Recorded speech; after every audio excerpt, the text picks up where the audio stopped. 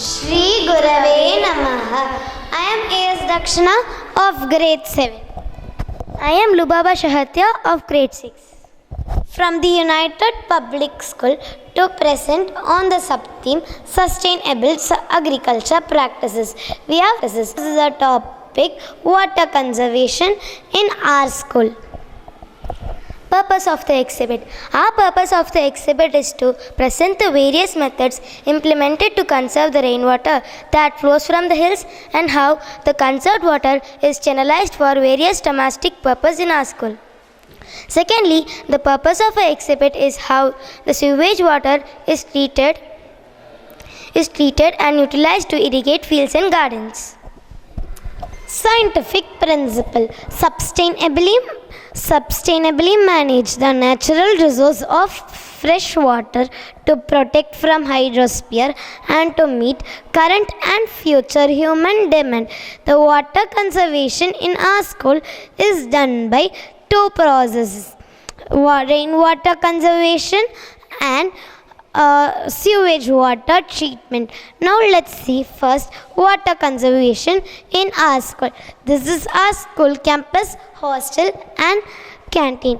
Our hostel is located near the Western Ghats. During rainy season, the rainwater flows abundantly, which is collected in the catchment canal. Pipelines are connected from the catchment canals to the unused dry bowels. There are many unused dry bowels present in our school campus. This is a model of unused dry bowel, and this is the structure of this unused dry bowels. And apart from this stream, the water from the streams are collected in the sump and it is sent to the same unused dry bowels. The roof water is harvested and helps to recharge the underground water. This helps in keeping the underground water level stagnant and stable. Now let's see rainwater harvesting in our hostel. This is our hostel campus.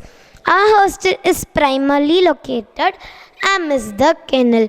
During heavy rainfall, the rainwater is collected in the canal. There are two check dams built, check dam 1 and check dam 2, which helps to collect the excess water during the rainfall. All these check dams have some empty bowels in them.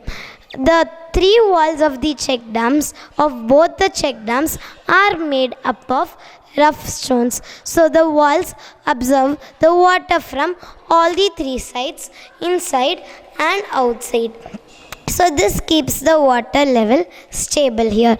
Now let's go to the water treatment. This is our water treatment plant. The consumed water from school, hostel and canteen, which is used for laboratories, toilets, etc., comes to the sewage storage tank. From this, it goes through two processes: sedimentation and filtration.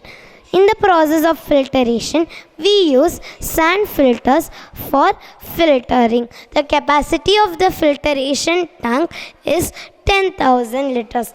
From this, it goes to the process of sedimentation. The filtered waters have some sediments. The sediments settle in the process of sedimentation. The water is used for irrigation purpose. Application. The water from the treated water and the harvested rainwater is used for irrigation purpose. Our school is in a 10-acre land, whereas 5 acres is building and another 5 acres is of farms, fields and gardens. So we use the method of drip irrigation to water all the plants. So our school campus is always green.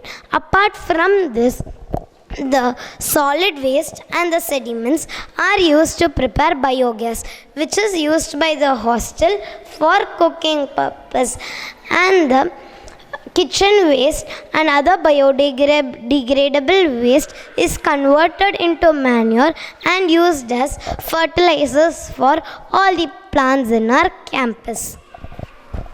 Conclusion. We would like to highlight that the rainwater, which is the natural resource, is collected, stored and channelized effectively for various domestic purposes in our school.